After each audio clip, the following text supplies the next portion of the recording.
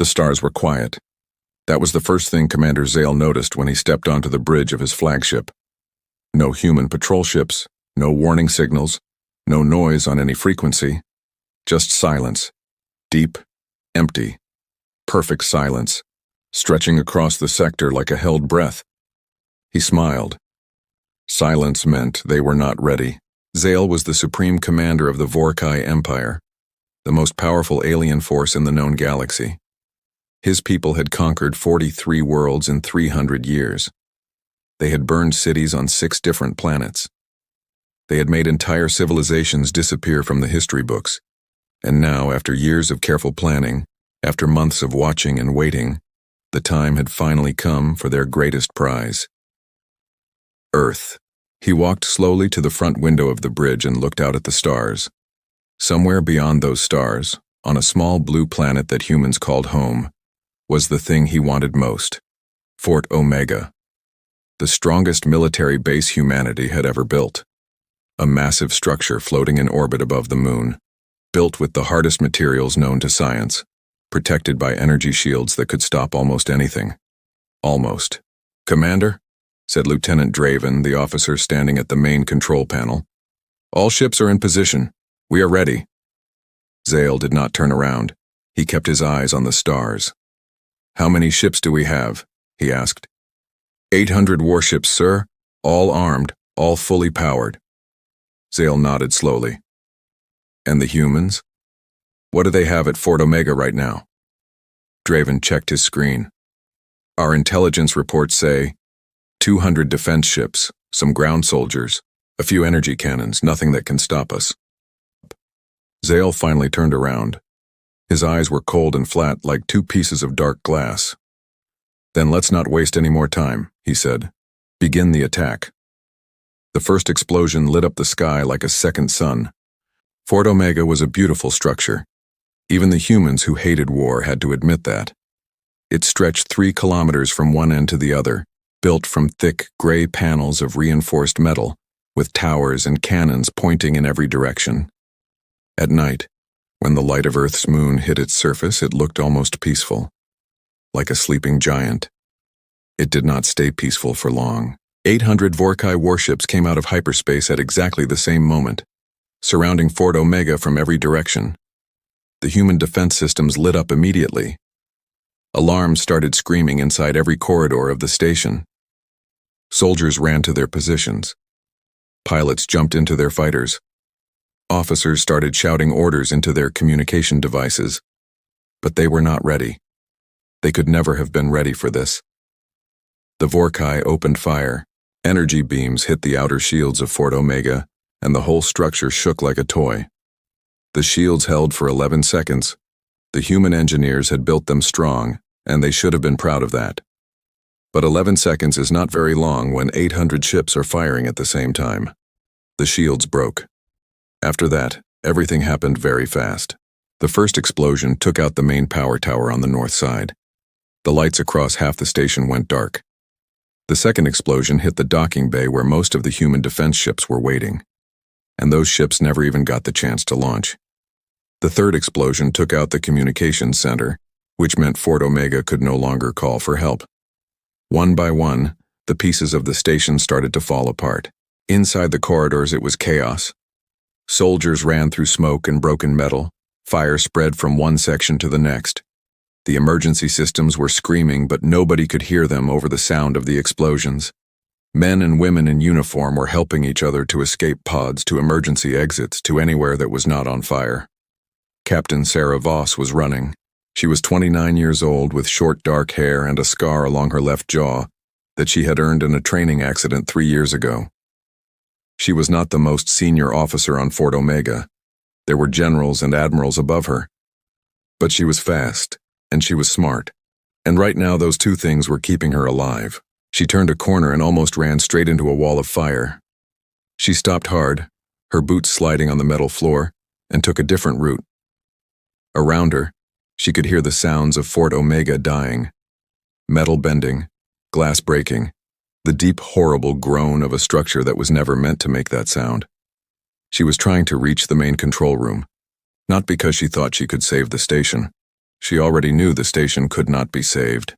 She was trying to reach it because of what was inside it, a small black data card, no bigger than her thumb, that contained information that could not be allowed to fall into Vorkai hands. She turned another corner.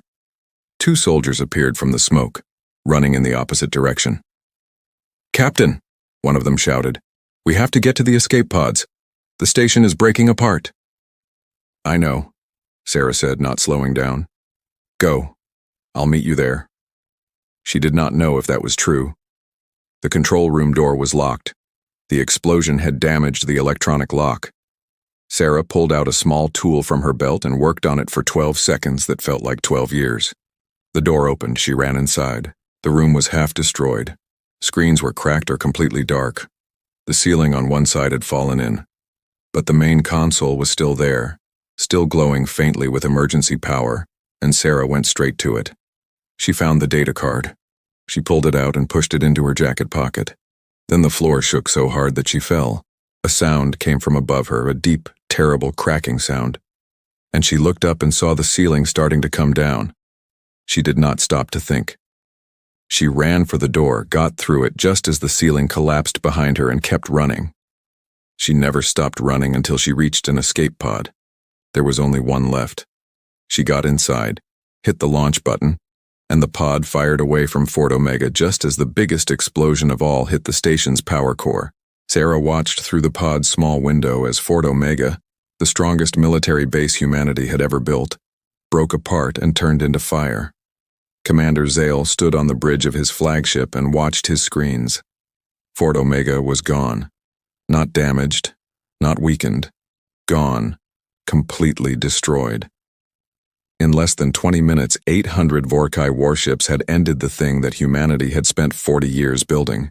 "Commander," said Lieutenant Draven, and his voice was almost happy. "Fort Omega has been destroyed. We are detecting no human military presence remaining in this sector. All defense systems are offline. The sector is ours." Zale looked at the burning remains on his screen. Pieces of metal floating in space, some of them still on fire even in the vacuum where fire should not exist.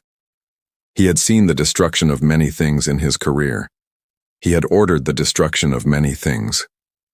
But this felt different. This felt like a door opening. "Excellent," he said quietly. "Send a message to the Emperor. Tell him the first phase is complete." He turned to face his crew, dozens of Vorkai officers standing at their posts, all watching him. "The humans built their strongest base," he said, loud enough for everyone to hear. "They put their best weapons in it, their best soldiers, their best technology, and in 20 minutes we turned it into dust." He paused. "Let this be a lesson to anyone who thinks these creatures are something to fear. They are not. They never were. The human race is finished." The crew did not cheer. Vorkai soldiers were trained to be silent and disciplined, but Zale could see the satisfaction on their faces. They believed him. Every single one of them believed him. Sarah Voss did not know how long she drifted. The escape pod had no main engine. It was built for short distances, for getting away from a disaster, not for traveling across space. It had oxygen for 48 hours, a small food supply, a basic communication system that was not working because the communication center on Fort Omega had been destroyed before she launched, and a single small window. She floated in the dark and watched the stars. She was not crying. She thought about crying. She had friends on that station, people she had worked with for years, people who had laughed with her in the mess hall and trained with her in the simulator. But she could not make the tears come. There was something cold and heavy sitting in her chest where the feelings should have been. She looked at the data card in her hand, this small black card. This small, light, completely ordinary-looking piece of technology. She had risked her life for it. She had run through a burning, exploding space station for it. And now she was alone in the dark in a small pod with no way to call anyone, and she was the only person who knew she had it. She hoped it was worth it. After what she guessed was about 6 hours, her watch had stopped working in the blast. She saw lights outside the pod window. Not stars. Moving lights. Getting closer. She pressed herself against the window and looked. A ship. A small ship. dark gray and fast, moving toward her pod without any running lights on. No markings, no registration signals, nothing that would tell her who it belonged to. Her hand moved to the small emergency weapon on her belt. The ship stopped next to her pod. A docking clamp connected with a heavy sound. Then the pod door opened from the outside, and a human face appeared. A young man, maybe 22, with tired eyes and a military haircut that had grown out a little too long. "Captain Sarah Voss?" he said. She kept her hand on her weapon. "Who are you?" "My name is Corporal Reyes," he said. "I'm with the 7th Covert Operations Unit." He paused. "We've been waiting for you." Sarah stared at him. "You've been waiting for me? How did you know I was here?" "Fort Omega's communications were destroyed." Reyes looked at the data card in her hand. "We weren't tracking Fort Omega," he said quietly. "We were tracking that." The ship took her deeper into space than she had ever been, away from Earth, away from any normal shipping lane or patrol route, into a part of the galaxy that did not appear on any standard map. Nobody spoke to her during the journey. Reyes gave her food and water and a fresh uniform and then left her alone. She sat in a small room and felt the ship move and tried to understand what was happening. After several hours, they stopped. Reyes came back. "We're here," he said. "Come with me." She followed him through the ship and into a docking corridor and through a large airlock. And on the other side of the airlock, she stopped walking completely. Because on the other side was not a small base. It was not a hidden outpost. It was not a secret room somewhere. It was a facility the size of a city, carved into the inside of a hollow asteroid, with its own gravity, its own light systems, its own air, its own everything. A massive military installation that she had never heard of, never been told about, never even imagined.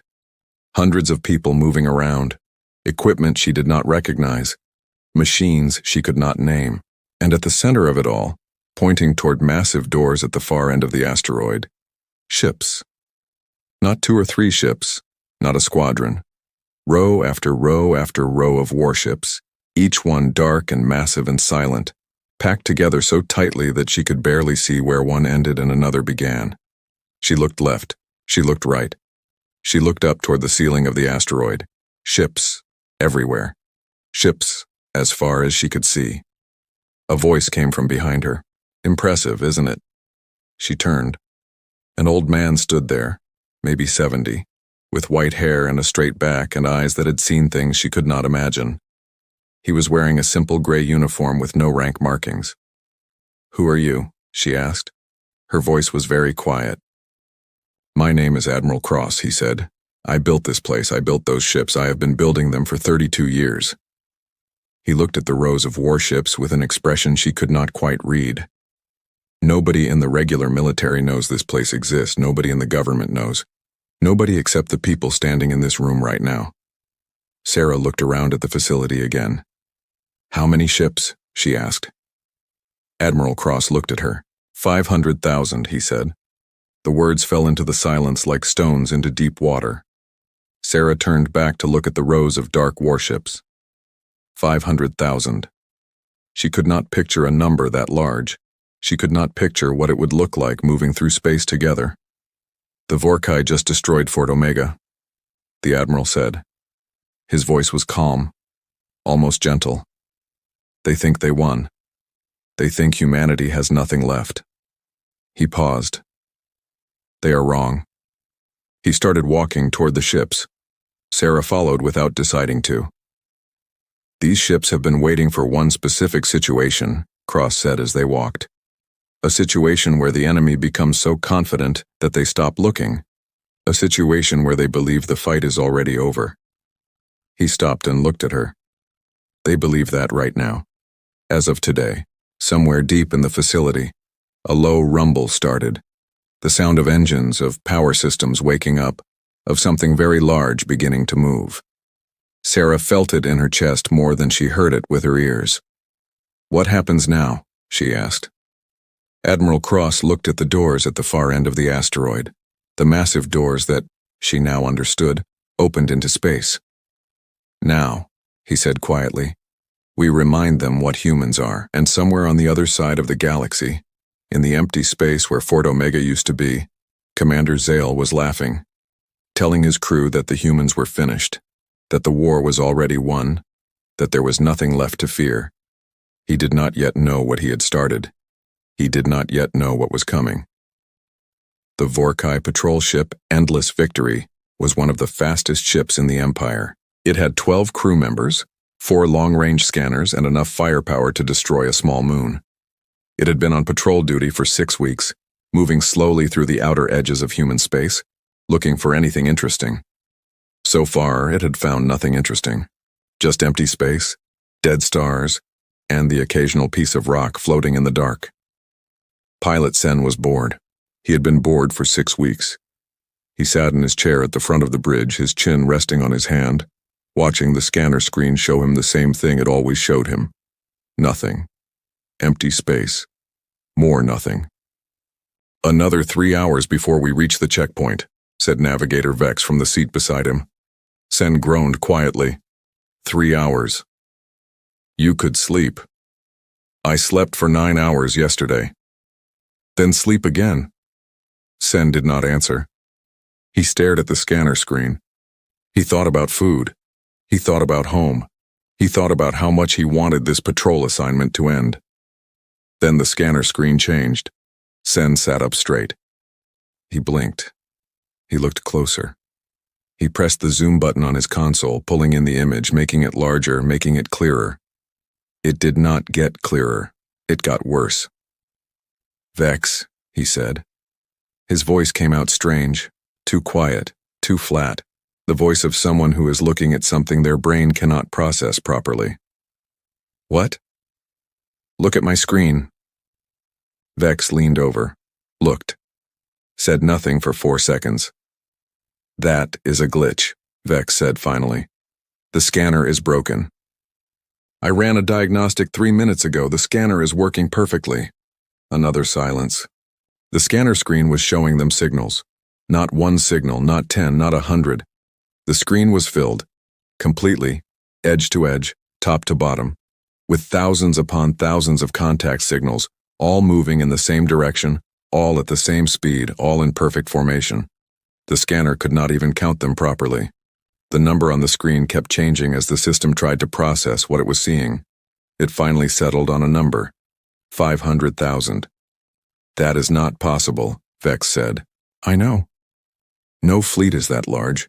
No one has ever built a fleet that large. That cannot be. I know, Sen said again. He reached for the communication controls with a hand that was not quite steady. This is Patrol Ship Endless Victory, he said into the system. Calling all Vorkai command stations, we have a contact report. He stopped, took a breath. We are reading 500,000, I repeat 500,000, unknown ships, moving in formation. Direction is toward Vorkai space. Another pause. This is not a mistake. I have checked the scanner twice. Someone please respond. The line was quiet for a moment. Then a voice came back, a senior officer at the nearest command station. And even through the communication static, Sen could hear that the man was not taking this seriously. Patrol ship, run your diagnostics again. You have a faulty scanner. Sen looked at his screen. Sir, he said carefully, the ships are now visible through the front window. A long silence. Send us visual confirmation. Sen turned on the external camera and pointed it forward. On the screen, filling the darkness of space from one edge of the view to the other, were warships. Dark, massive, silent warships, moving like a wall of metal through the stars. They had no running lights, no markings that he could see. They made no sound on any communication frequency. They just moved. Sending visual now, Sen said quietly. He heard the officer on the other end of the line make a sound. Not words, just a sound. The sound a person makes when they see something that does not fit inside their understanding of the world. Then the line went very, very quiet. Inside the deep vault, Sarah Voss had not slept in 31 hours. She did not feel tired. That was the strange thing. She felt like every part of her body was running on something stronger than sleep.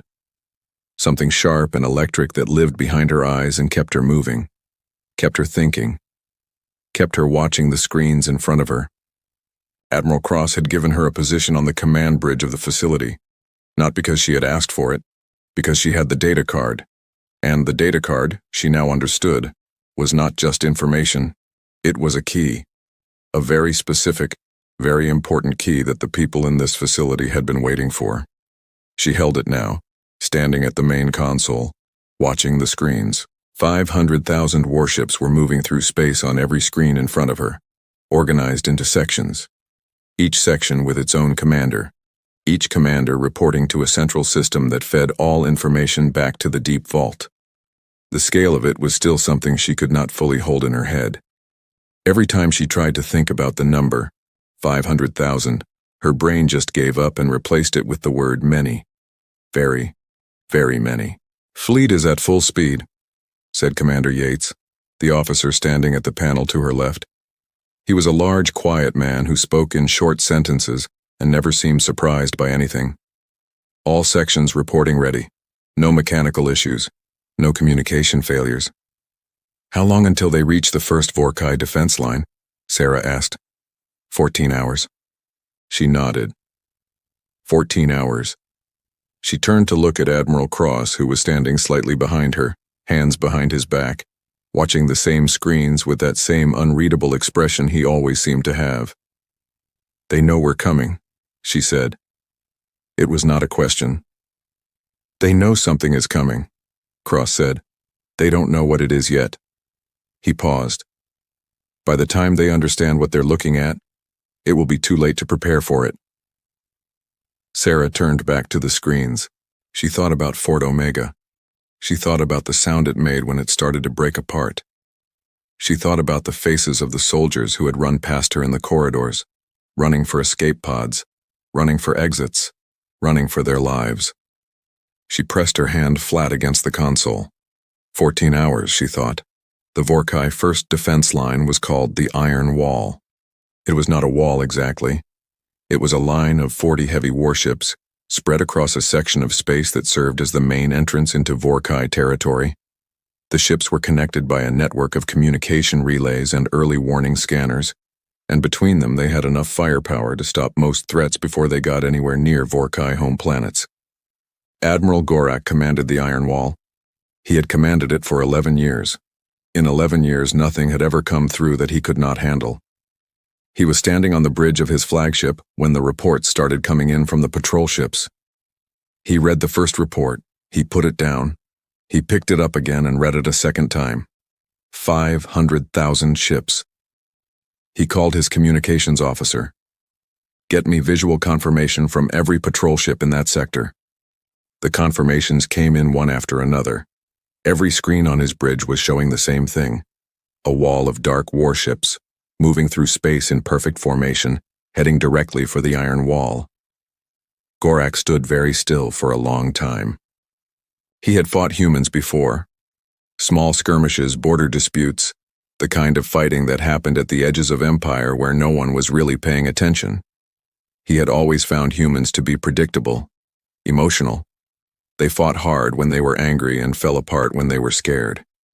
These ships did not look emotional. They looked patient. "How many ships do we have on the Iron Wall right now?" he asked. 40, sir. "Total firepower compared to what's coming at us?" His weapons officer was quiet for a moment. When she spoke, her voice was very careful. "Sir, if those contact readings are accurate, we are facing odds of approximately 12,000 to 1. Gorak looked at his screens. "Get me Commander Zale," he said. Now. Commander Zale was eating dinner when the call came through. He listened to Gorak's report without saying anything. He listened to the numbers. He looked at the visual confirmation that was being sent through on a secondary screen beside his meal. Then he put down his food. "This is a trick," he said. "The humans are projecting false signals. They want us to panic. They want us to pull ships away from our current positions." He leaned toward the screen. "Do not move the Iron Wall. Do not request backup. Hold your position and wait." "Sir," Gorak said, If these signals are real, they are not real, Zale said. I destroyed Fort Omega myself. I watched it burn. The humans have no fleet of that size. They never had a fleet of that size. This is a projection, a fake signal, a last desperate attempt to make us afraid. He straightened up. Hold the line. That is an order. The call ended. Zale sat back in his chair and picked up his food again. He was not worried. He was certain. He had been certain about many things in his career, and he had been right about almost all of them. The Iron Wall saw the human fleet with their own eyes exactly 4 hours and 17 minutes later. Not on a scanner, not through a camera feed. With their own eyes through the front windows of their ships, a darkness that was somehow darker than space, a moving shadow that stretched from one end of their view to the other, and as it got closer, it resolved into individual shapes, individual ships, individual dark metal hulls that reflected no light and made no sound. 500,000 warships. Admiral Gorak stood on his bridge and felt something he had not felt in a very long time. He felt small. Sir, said his weapons officer, and her voice had completely lost its professional calm. Sir, they are not slowing down.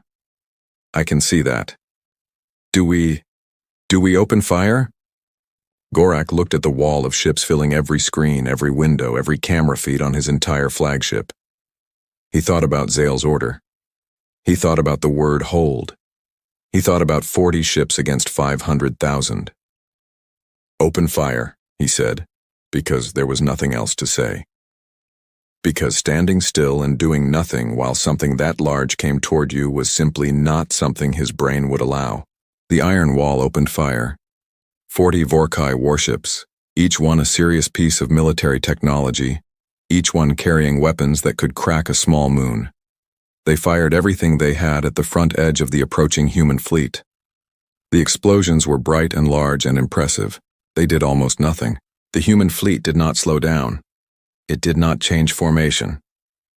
A few ships on the outer edge adjusted their angle slightly, not to avoid the fire, but to ensure the fire hit their shield systems rather than their hulls, and kept moving. The Vorkai energy beams hit human shields and spread across them like water hitting glass, lighting up blue and white for a moment before fading to nothing. 40 ships, 500,000 targets. The math was not complicated. The human fleet did not even fire back immediately. It just kept coming, slow and steady and enormous, like a tide that had decided to cross a beach and was not particularly interested in the sand it was covering. Then, from the center of the human formation, 12 ships moved forward. Just 12. Out of 500,000. They were larger than the others. Not by much, but noticeably. They moved to the front of the formation with a kind of quiet purpose that was somehow more frightening than any weapon Gorak had ever seen, and they pointed themselves at the Iron Wall. Sir, said the weapons officer, those 12 ships are powering up their main weapons systems. What kind of weapons? We don't have identification on that weapon signature. It doesn't match anything in our records. Gorak watched the screens. The 12 ships fired. It was not like the Vorkai weapons, which were beams of concentrated energy, bright and loud and visible. The human weapons were something different.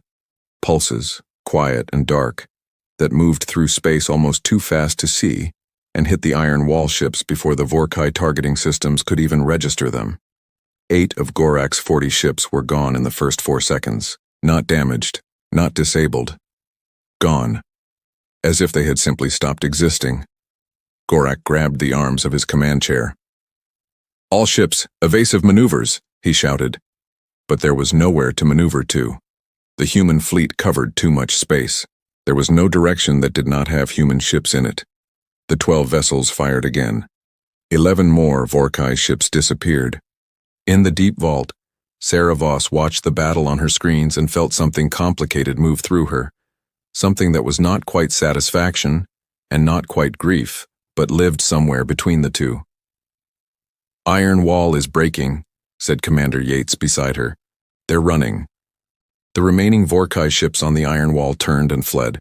Some of them made it to hyperspace. Some of them did not make it in time. The human fleet passed through where the Iron Wall had been without stopping. without slowing down, without even reorganizing. It simply moved forward, 500,000 dark ships in perfect formation, heading deeper into Vorkai space. Sarah pressed the communication button on her console. "Captain Voss to all fleet sections," she said. "Iron Wall is cleared. Proceed to the next phase. All section commanders maintain formation." She paused. "Stay disciplined. Stay focused. Remember what they did." She released the button. Around her, the deep vault was very quiet. Everyone was watching their screens. Everyone was watching the fleet move forward. Admiral Cross came to stand beside her.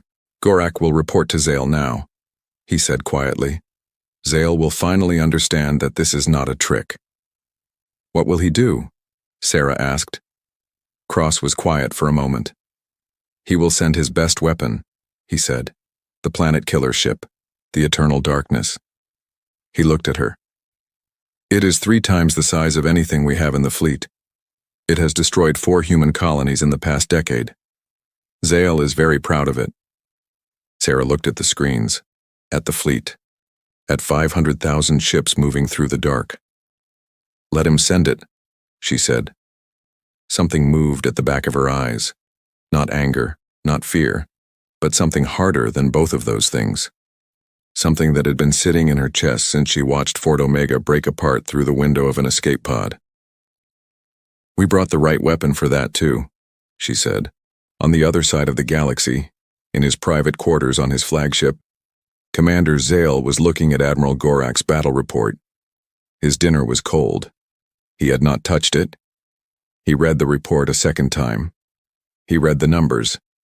He looked at the camera footage, the 12 human ships, the quiet dark pulses, 21 Vorkai warships simply ceasing to exist. His hands, he noticed, were very still on the desk in front of him. For the first time in a very long time, Commander Zale did not feel certain. He reached for his communication device and sent a single order to the captain of his most powerful ship. "Activate the Eternal Darkness. Move to intercept." He set the device down. He looked at the cold food in front of him. He did not eat it. The Eternal Darkness was not just a ship, it was a statement. Commander Zale had commissioned it 9 years ago, after the Vorkai Empire had decided that winning wars was no longer enough. They wanted to end wars. They wanted to look at an enemy and show them something so large, so powerful, so completely impossible to fight against that the enemy would simply stop. Would look at the Eternal Darkness and understand on a level deeper than thought that resistance was not a real option. It had worked 4 times. 4 human colonies had seen the Eternal Darkness come out of hyperspace, and 4 human colonies had surrendered before a single shot was fired. The ship was 40 kilometers long, longer than some cities on Earth. Its hull was built from a material that absorbed energy weapons rather than deflecting them. Its main cannon, the one they called the spine, could fire a beam of concentrated gravitational force that did not just destroy a target, but collapsed it, pulled it inward until it crushed itself into something the size of a fist. Captain Mord commanded the Eternal Darkness. He was not a complicated person. He did not think deeply about the things he did. He had a job, he did his job well, and the job was this: go where Zale pointed him, fire the spine at whatever Zale wanted destroyed, and come home. He had done this 4 times. He expected to do it a 5th time now without much difficulty. He stood on the bridge of the Eternal Darkness and looked at the scanner readings showing him the human fleet. 500,000 ships. Mord looked at the number for a long moment. Then he looked at his own ship. 40 kilometers of absorbed energy hull. The spine. Enough secondary weapons to fight a small war by themselves. He was not afraid of 500,000 ships. He had the Eternal Darkness. Numbers did not matter when you had the Eternal Darkness. "All systems ready," said his weapons officer. "Take us in," Mord said. Sarah Voss saw the Eternal Darkness on her screen before anyone said a word about it. She saw it because the scanner system flagged it differently from everything else. Not as a contact, not as a ship, but as an object. The way it flagged asteroids and space stations and other things that were too large to be filed under the normal categories. She stared at the reading for 3 seconds, then she said very calmly, "Cross, look at this." Admiral Cross came and looked. He was quiet for a moment. Then he said, "The eternal darkness. You know it?" "I know everything about it," he said. "I have been studying it for 6 years." He looked at her. "It destroyed the Kepler colony in 2187. 8,000 people. It destroyed the Brennan station the year after that. It has never been stopped. Never even been seriously damaged." He paused. "Zale is very proud of it." "You said that before," Sarah said. "I meant it both times." She looked at the scanner reading. The object, she could not quite make herself call it a ship. Her brain kept filing it under problem, was moving toward them at a steady speed. Behind her, she could hear the sounds of the command bridge changing. Voices getting quieter. Movements getting faster.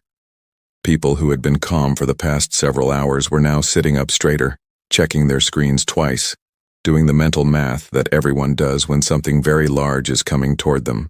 "Section commanders are asking for orders," said Commander Yates beside her. Sarah kept her eyes on the screen. "Tell them to hold formation," she said.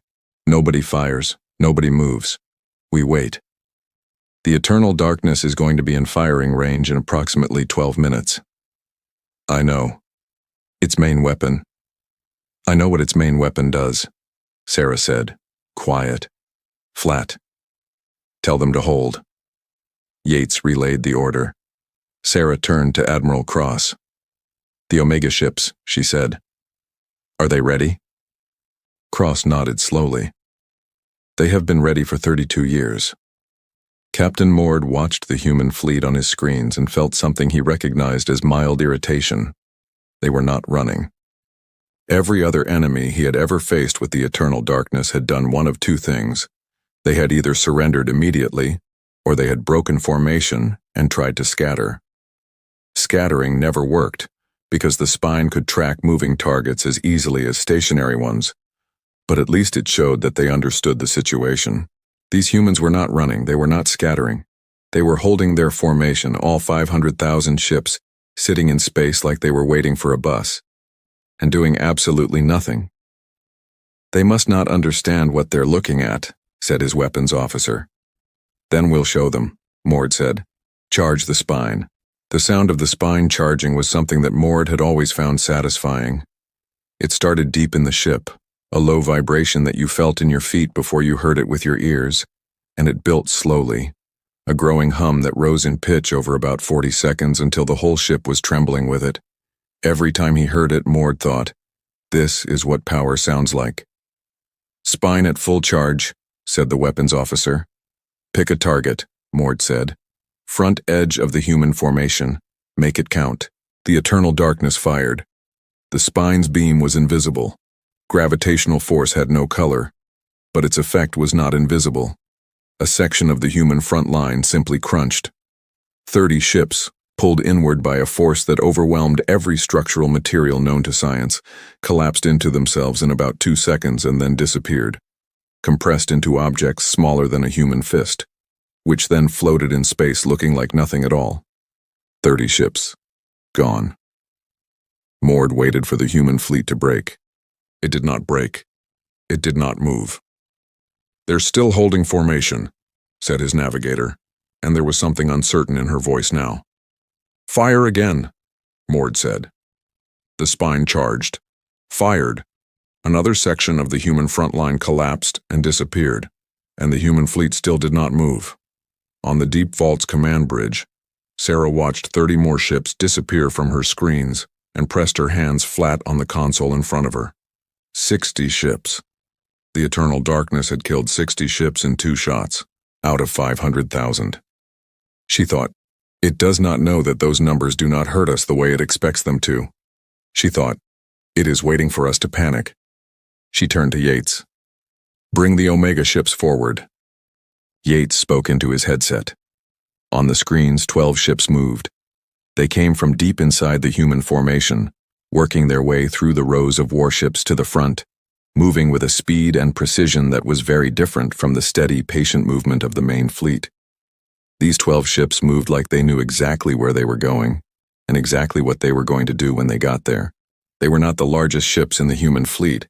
They were not even close to the size of the Eternal Darkness. But they had been built for one specific purpose, and that purpose was standing 40 kilometers long, directly in front of them. "Omega ships in position," said Yates. Sarah took a breath. "Tell them to fire." Captain Mord was charging the spine for a third shot when 12 human ships appeared at the front of the formation. He noticed them because they moved differently from the others. Faster, more purposeful. They arranged themselves in a pattern that his tactical officer could not immediately identify.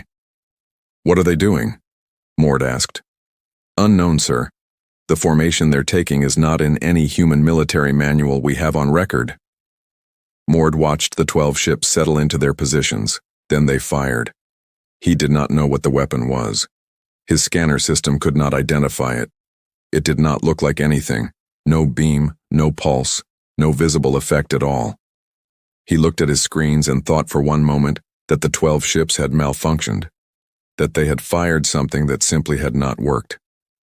Then the Eternal Darkness shook, not from an external impact, from inside. From somewhere in the middle of the ship a sound started, not an explosion, but something worse than an explosion.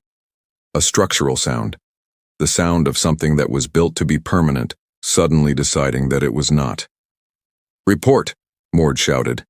Sir, we are reading internal structural failure in sections 7 through 19. The spine's power core is..." The ship shook again. Harder. "The Omega ships fired some kind of resonance weapon," his tactical officer said, and his voice was rising with something that was trying very hard not to be panic. "It found the resonance frequency of our hull material, and it is... Sir, it is shaking the ship apart from the inside. Emergency shields. All power to structural integrity." "We're trying, sir, but the frequency is... It is in everything. It is in the hull itself. We cannot shield against something that is already inside."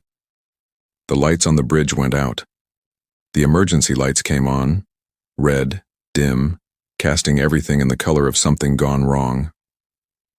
Captain Mord stood in the red light and felt the Eternal Darkness, his ship, his untouchable, unstoppable 40-kilometer ship, shake itself apart underneath him.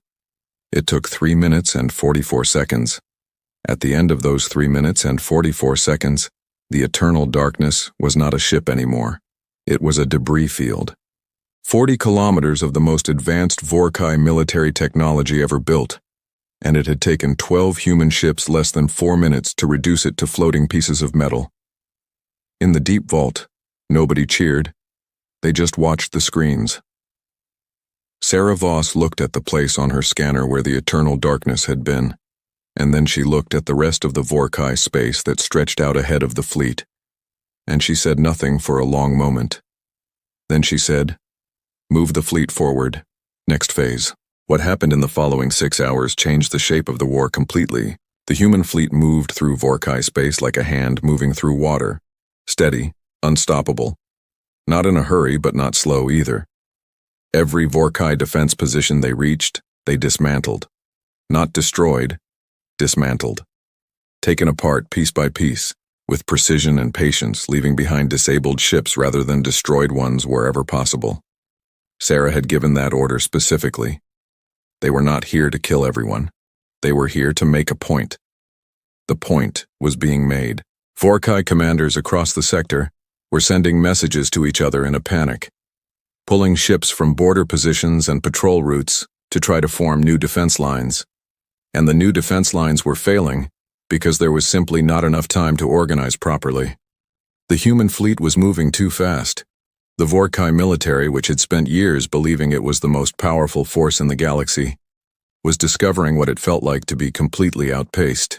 Commander Zale received the news about the Eternal Darkness while he was in a meeting with his senior staff. He was told that the ship had been destroyed in under 4 minutes. He was told that 12 human ships had done it. He was told that the human fleet was now inside Vorkai territory and moving toward the outer colony planets. He said nothing for a very long time. His senior staff sat around the table and watched him and also said nothing. Because when Zale was silent like this, with that particular flatness in his eyes, The intelligent thing to do was to wait. Finally, he spoke. "Where is the fleet heading?" "Based on their current course," said his intelligence officer carefully. "They appear to be heading for Vorkai Prime, the home planet." Zale looked at the table. "Redirect every available ship to protect Vorkai Prime," he said. "Pull from the outer colonies if you have to. Everything we have." His officers started to move. Then Zale said, "Wait." They stopped. He was thinking. They could see him thinking. Could see something working behind his eyes. Some calculation that was not purely military. "The Karath colony," he said slowly. "How many humans are living there?" Silence around the table. The Karath colony was a small human settlement on the edge of Vorkai space. A group of miners and their families. About 3,000 people, who had been living there since before the war started. Technically, they were on Vorkai territory. Technically, under the laws of war, they were enemy civilians. Everyone at the table understood what Zale was suggesting. His intelligence officer said very quietly, "Approximately 3,000 humans, sir. Civilians, families." Zale's jaw tightened. He did not like this option. He had never particularly liked this option. But the fleet outside was heading for his home planet, and he had just watched his most powerful ship get destroyed in under 4 minutes, and he was running out of other options. "Send ships to the Karath colony," he said. "Take the colonists. Hold them." He paused. "And then call Captain Voss." Sarah was reviewing the fleet's next formation when the communication request came in. "It's Zale," said Yates, and the surprise in his voice was genuine. Sarah straightened. "Put him on." The screen showed a face she had only seen in intelligence briefings before now, older than she expected, tired in a way that seemed new, but with those flat, dark eyes that were exactly the same as they had been in every photograph she had studied. "Captain Voss," Zale said. "Commander Zale," she said. "Your fleet is impressive." He said it the way someone says something true that they would prefer not to say. "Thank you." A pause. "I have something of yours," he said. 3,000 civilians, Karath colony. They are currently under Vorkai military supervision. He let that sit for a moment. "I am proposing a conversation about terms." Sarah looked at him. Her face showed nothing. Inside, something was moving. The cold, heavy thing in her chest, the thing that had been sitting there since Fort Omega burned. She had known something like this was coming. She had hoped it would not. But she had known. "What kind of terms?" she said. "You stop the fleet," Zale said. "You pull back. We discuss a border, an agreement. We end this without more destruction. And the colonists? Released. Immediately." Sarah was quiet for a moment. Around her, the command bridge was completely silent. Every person on it was watching her, watching the screen, not moving, barely breathing. She thought about 3,000 people, families, children, miners who had gone to Karath colony because it was work, because it was opportunity, because it was a life, not because they wanted to be caught in the middle of a war. She thought about Fort Omega. She thought about the 8,000 people at the Kepler colony, the ones that the eternal darkness had erased. "I need 2 hours," she said. Zale blinked.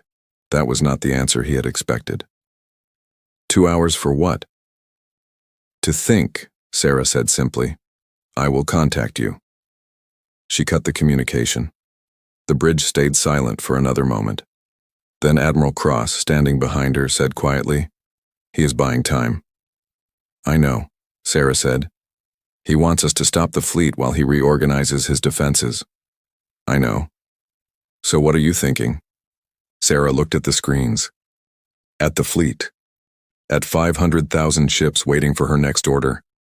At the map of Vorkai space with the human fleet's position marked on it, and Vorkai Prime marked further ahead, and the tiny dot on the edge of everything that was the Karath colony.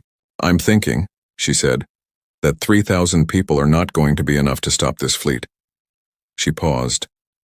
"And I am thinking that Zale knows that too. which means he is not actually trying to stop the fleet. She turned to face Cross. He is trying to change what I'm willing to do, she said. He wants me to be the person who had to choose between 3,000 civilian lives and finishing this war. He wants that choice to cost me something, to slow me down, to make me hesitate. Her voice was very calm. He wants me to feel something that gets in the way. Cross looked at her for a long moment. And does it? He asked. Sarah turned back to the screens. Get me the commander of the 3rd Covert Unit, she said to Yates. The small ship teams, the ones who can move fast and quiet. She paused. And keep the main fleet moving. Do not slow down. Yates started working. Sarah looked at the dot on the map that was the Kareth colony. She was not going to stop the fleet, but she was also not going to leave 3,000 people behind. The cold, heavy thing in her chest was still there. It had not gone anywhere. But she had learned in the past 36 hours that cold and heavy did not mean stopped. It meant focused. Then an alert appeared on every screen on the bridge at the same time. A new signal coming from deep space, from a direction that was not Vorkai space, not human space, not any space that currently had a name on any map. Something was out there. Something large. Something that had not been there an hour ago. What is that? Yates said. Nobody answered. Because nobody knew. Sarah stared at the signal on her screen. The signal that was not Vorkai. That was not human. That was not anything in any database on any ship in her fleet or in the deep vault. The signal that was getting larger, getting closer. And then Zale's face appeared on her screen again, without her calling him, without any request, just suddenly there. And for the first time since she had seen his face in the intelligence briefings, he did not look like a man who was calculating. He looked like a man who was afraid. Captain Voss, he said. His voice was different now, stripped of everything except the words. I did not plan this. I want you to know that. What is coming? I did not plan it. I do not know how to stop it. A pause. And neither do you. Sarah looked at the signal on her screen, getting larger, getting closer. What is it? She asked. Zale looked at her through the screen. The thing I used to win, he said quietly. Before I had the eternal darkness. Before I had the iron wall. Before any of this. He paused. I sent it away 80 years ago because I was afraid of it.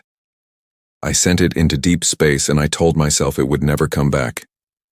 His eyes did not move from hers. It came back. The signal had no name. That was the first problem.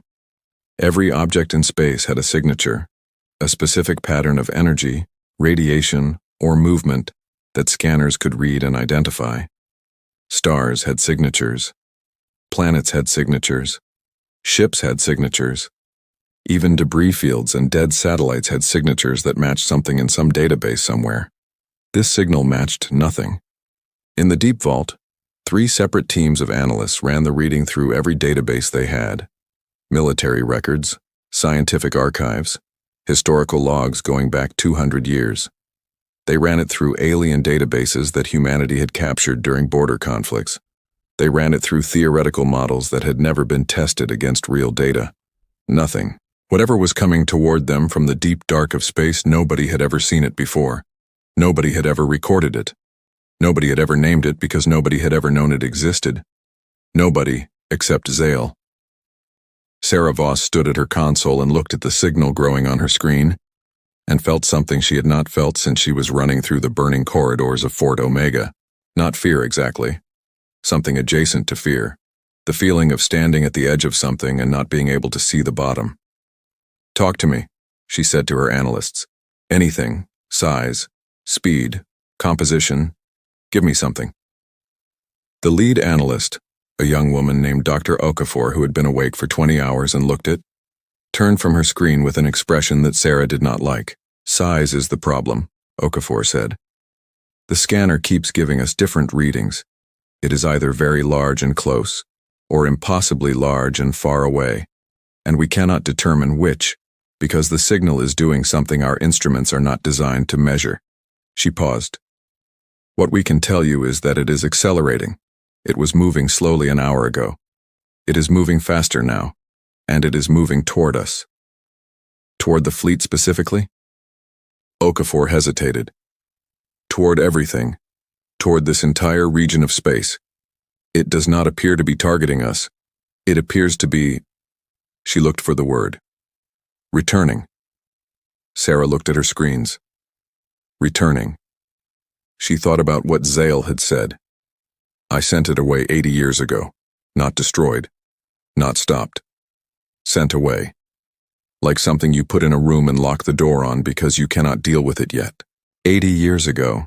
That was before her parents were born, before Fort Omega was built, before the Vorkai Empire had reached this far into the galaxy. Whatever this thing was, it had been traveling through deep space for 80 years, and now it had turned around. Get me Zale, she said. Zale was waiting for her call. He appeared on her screen immediately, and in the hours since their last conversation, something had shifted in him. The calculation was completely gone now. What was left was just a man, older than he looked in intelligence photos, sitting in a chair on the bridge of a ship that suddenly felt very small. You said you sent it away, Sarah said. No greeting, no preamble. I need you to tell me everything. Zale looked at her for a moment. Then he nodded once, slowly. Before the Iron Wall, he said. Before the eternal darkness, before I was Supreme Commander, I was a junior weapons officer. Very young, very ambitious. He paused. The Vorkai Empire had a weapons program, deep black. No records, no oversight, no limits. They were trying to build something that could end wars permanently. Not win them. End them. Something so powerful that no civilization would ever challenge the Empire again. What did they build? Sarah asked. They did not build it, Zale said. They found it, deep in space in a region we had never explored. A structure. Not a ship exactly, but something that moved like a ship. Something that responded to commands. Something that seemed almost... He stopped. Chose his next word carefully. Awake. The bridge of the deep vault was completely silent. Every person on it had stopped what they were doing. It responded to Vorkai commands, Sarah asked. For a while. We studied it for 3 years. We learned to direct it, to point it at things. It was... He looked down at his hands. Effective. More effective than anything we had ever seen. It did not just destroy targets. It unmade them. Removed them from existence so completely that even the atoms were gone. A long pause. After we used it twice, it stopped responding to our commands. It started making its own decisions about what to remove from existence. 3 Vorkai ships. 2 of our own research stations. A planet we had already colonized. He finally looked back at her. We could not stop it. We could not destroy it. The best minds in the Empire spent 8 months trying to destroy it and nothing worked. His voice was very flat now. So we tricked it. We found a way to give it a destination. Deep space, far from everything. A direction with nothing in it for 1,000 light years. And it went. You pointed it away from yourself and hoped it kept going, Sarah said. Yes. And now it turned around. Yes. Sarah looked at her screens. At the signal. At the fleet. At the 500,000 ships that suddenly felt less significant than they had an hour ago. Why did it turn around, she asked. Zale was quiet for a moment. I think, he said carefully, that it detected the weapons fire. From Fort Omega. From the Iron Wall. From all of this. He gestured vaguely at the war happening around him. I think it came back to find out what was making so much noise. Sarah stared at him. You are telling me, she said very slowly, that this war, your attack on Fort Omega, woke it up. Zale did not answer. He did not need to. Sarah turned away from the screen and looked at Admiral Cross, who was standing very still behind her, with an expression she had never seen on his face before. 32 years building the fleet, she said quietly. Did you know about this? No, Cross said. Simply, honestly. I did not know about this. Sarah turned back to the screen. Zale, she said. Do you have anything in your fleet that can fight it? No. Do you know anything about it that can help us? A pause. One thing. When we were studying it, we found that it communicated, not in language, in frequency, a specific energy frequency that it used when it was calm, when it was not active. Our scientists believed it was a kind of resting state. If something could match that frequency precisely, it might... He stopped. Might what? Might remind it of what it felt like to be still. Sarah looked at Dr. Okafor. Did you get that? Okafor was already working. I heard it. Give me time. The signal reached visual range 40 minutes later. Every ship in the human fleet and every ship in the remaining Vorkai forces saw it at the same time. And for approximately 4 seconds, two civilizations that had been trying to destroy each other forgot completely about the war. Because the thing coming toward them was not a ship. It was not a weapon. It was not a structure. It was not anything that fit neatly into any category that either human or Vorkai minds had developed for understanding the universe. It was large. That was the first word that anyone reached for, and it was not adequate, but it was the only one available. It was large the way a mountain is large, not just in size but in presence, in the way it made everything around it feel smaller and less significant. It moved through space without any visible means of propulsion. It had no engines, no exhaust, no energy signature that matched any known drive system. It simply moved, the way a thought moves through a mind, and the space around it bent slightly as it passed through it, and it was looking at them. There were no eyes on it. No features at all that a human or Vorkai face would recognize as a face. But it was looking at them. Everyone felt it simultaneously, on every ship, in every cockpit, at every console, the sensation of being observed by something that was not using light to observe them. On the Endless Victory, Pilot Sen grabbed his navigator's arm without meaning to. On Zale's flagship, 3 officers left their posts and had to be ordered back. On the Deep Vault's command bridge, Sarah Voss stood very still and looked at the thing on her screens and said, quietly, to no one in particular, "It is trying to understand what we are." Nobody disagreed with her. The first thing it did was remove 17 ships from existence. Not human ships, not Vorkai ships. Both. A random selection from both fleets chosen by criteria that no tactical mind on either side could identify. There was no beam, no explosion. 17 ships were simply there, and then they were not. And the space where they had been was so empty it seemed to have forgotten they had ever existed. On the human fleet's communication channels, voices started appearing that were not supposed to be there. Pilots asking for orders, section commanders reporting the losses, people trying to make sense of something that did not make sense. "Hold," Sarah said into the fleet-wide channel. "All ships hold position. Do not fire. Do not move. Hold." "Captain," said Yates beside her, and his voice was careful in the way that voices get when the speaker is working very hard to sound normal. "If we don't move, it will..." "If we move, we look like a threat," Sarah said. "If we fire, we look like a threat. We hold." She turned to Okafor. "The frequency. How close are you?" "Close," Okafor said. Her hands were moving fast on her console. "The signal it's putting out, it is complex, it keeps shifting, but there is a pattern underneath the shifts. A bass note. I need 4 more minutes." "You have 2, Sarah said. She turned back to her screens. The thing was moving slowly through the space between the 2 fleets, and as it moved, ships disappeared. Not quickly, not in groups. One here, one there, both sides equally, as if it was collecting samples, as if it was curious, as if it was testing. Zale's voice came through the communication channel.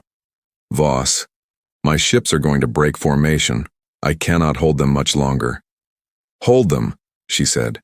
"You do not command my..." "Zale." Her voice came out harder than she intended. "If your ships break and run, it will chase them, and if it chases them, it will come back angrier than it left. Hold your ships." A silence. "How long?" Zale asked. 2 minutes. Another silence. Then, 2 minutes. Sarah looked at the thing on her screens. Another ship disappeared, human this time, from the fourth section. She felt it like a tap on her chest. She kept her face still. Okafor, she said. Almost, Okafor said. Almost, yes, I have it. She looked up. Base frequency locked. But Captain, to match it precisely, we need to broadcast on every channel simultaneously.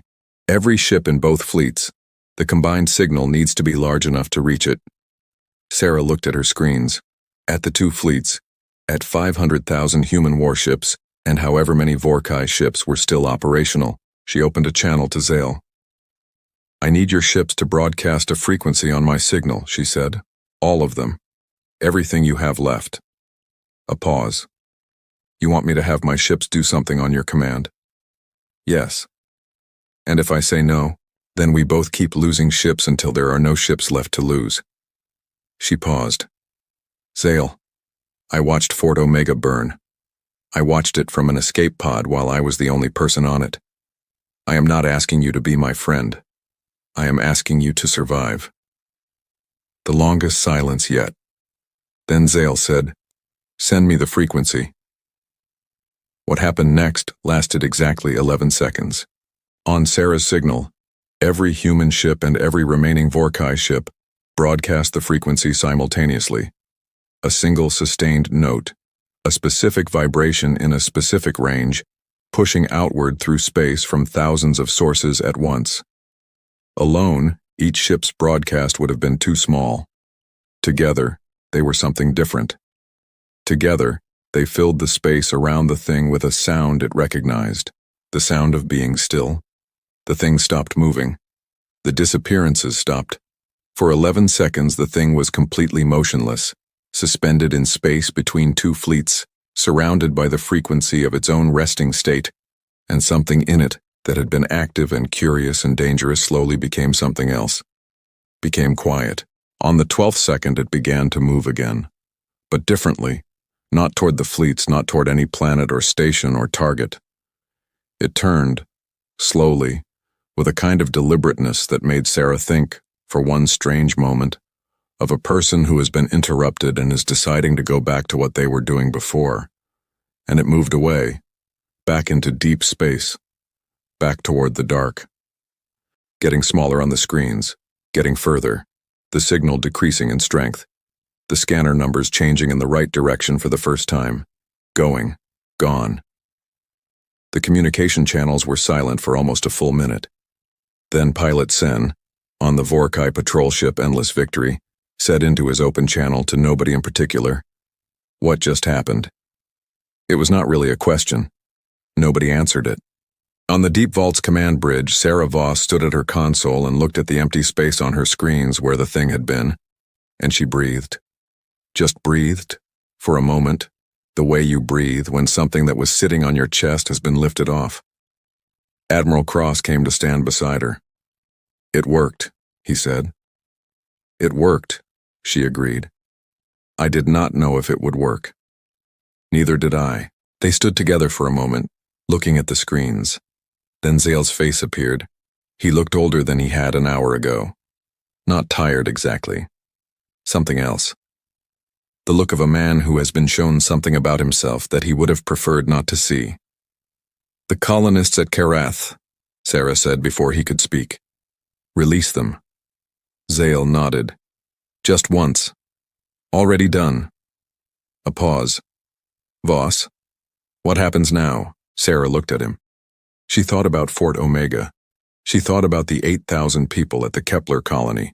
She thought about the Iron Wall and the eternal darkness and the 6 weeks of war and everything it had cost. She thought about 11 seconds of both fleets broadcasting the same frequency. You surrender, she said. Formally, to the human fleet. Full terms to be negotiated with the Earth Council. She paused. And then we figure out what that thing actually is, and how to send it further away. Another pause. Together. Zale looked at her for a long time. You would work with us, he said. After everything. I would work with anyone who can help make sure that thing never comes back, Sarah said simply, whether I like them or not. Something moved across Zale's face. Not quite respect, not quite relief. Something that did not have a clean name. Agreed, he said. 3 weeks later, Sarah Voss stood at the window of a temporary command station and looked at the stars. The fleet was still out there. 500,000 warships, most of them. Some had returned to the deep vault. Some were maintaining positions at former Vorkai defense points. Some were escorting Vorkai ships to the negotiation zones where the formal surrender was being processed. The war was ending. Not cleanly. Wars never ended cleanly. But it was ending. The paperwork would take months. The arguments would take years. The rebuilding would take longer than that. But it was ending. Her communicator buzzed. She looked at it. A message from the deep vault, from a young analyst she did not know. A new signal, the message said. Different direction, different signature. Not the same thing that had come and gone. Something entirely new. Different galaxy. The message estimated the signal's origin as coming from somewhere between 2 billion and 3 billion light-years away. Moving toward them, Sarah read the message twice. She set the communicator down on the windowsill. She looked at the stars for a long moment. Then she smiled. Very slightly. The smile of someone who has looked at something very large and very dangerous and decided, not for the first time, that it was simply the next problem.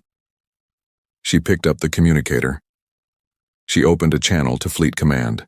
"This is Captain Voss," she said. "We have a new signal. I am sending you the details now." She looked out at the stars, at the 500,000 ships still out there waiting. "Begin analysis, and keep the fleet ready." She paused. "We still have 500,000 warships with nothing to do." She closed the channel. Outside the window, the stars were quiet again. For now.